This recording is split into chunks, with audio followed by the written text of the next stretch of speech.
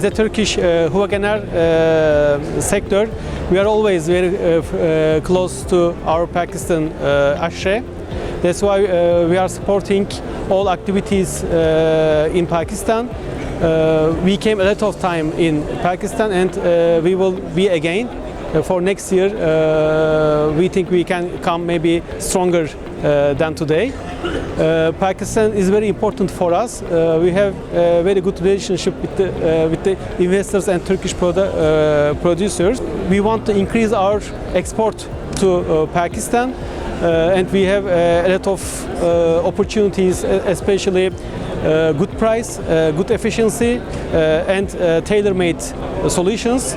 I believe our Pakistan investors can really find what they want.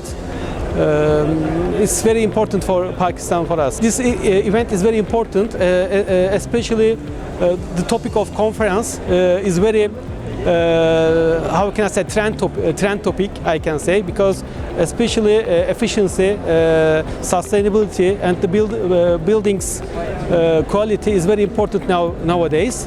That's why I think the time is very correct for this conference.